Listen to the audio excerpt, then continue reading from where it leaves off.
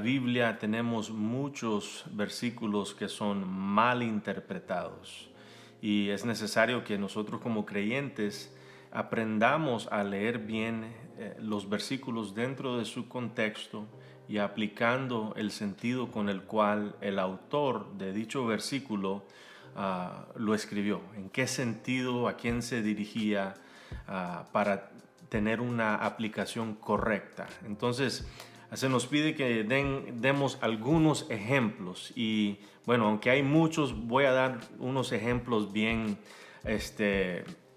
sencillos. Y el primer ejemplo es en Hechos capítulo 3, versículo 2. Aquí en este capítulo vemos a Juan y a Pedro dirigirse al templo.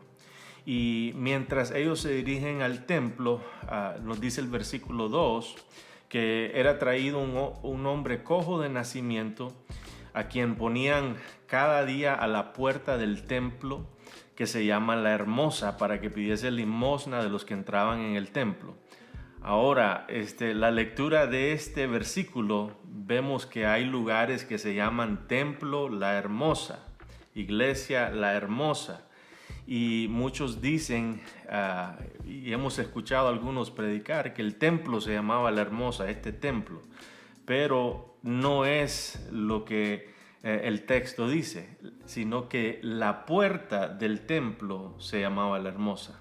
Entonces, ese es uno de los versículos que he escuchado frecuentemente que ha sido mal interpretado o mal aplicado, y hay muchas iglesias ahí que se llaman Iglesia Templo La Hermosa, lo cual no es así. El versículo dice algo completamente diferente. En Juan, el Evangelio de Juan, capítulo 1, versículo 11 al 12, nos dice: a los suyos vino y los suyos no le recibieron, mas a todos los que le recibieron, a los que creen en su nombre, les dio potestad de ser hechos hijos de Dios. Y hemos escuchado a muchos decir que Jesús vino a los suyos y los suyos no le recibieron, pero lo que el versículo dice es que Él vino a lo suyo, a lo que Él había creado, al planeta, a los habitantes de la tierra. Él vino a su propia creación y Él vino a hacer lo suyo, su obra. Y los suyos, es decir, la raza de los judíos, no le recibieron. Entonces, esa aplicación es la aplicación que vemos dentro del contexto y dentro del lenguaje original. Entonces, Jesús vino a su creación a hacer su obra, pero los suyos, es decir, la raza en que Él nació, perdón, no la raza, pero la nación en la que Él nació, no le recibió, sino que le crucificó.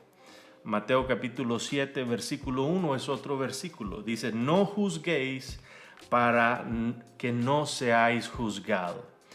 Entonces entendemos al solo leerlo superficialmente que no debemos de juzgar, pero la Biblia no dice que no debemos de juzgar cuando entramos todo el contenido de la palabra.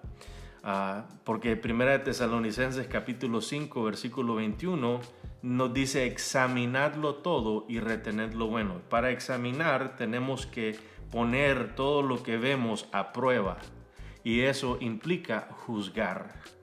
También tenemos los dones que Dios da, el don de discernimiento de espíritus.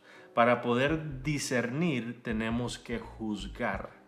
También nos dice en los evangelios que debemos de llamarle la atención a aquellos que han cometido alguna falta.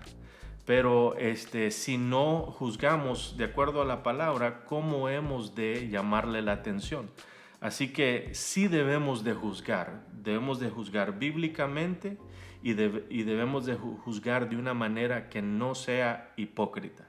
Así que ahí están esos versículos. Bendiciones.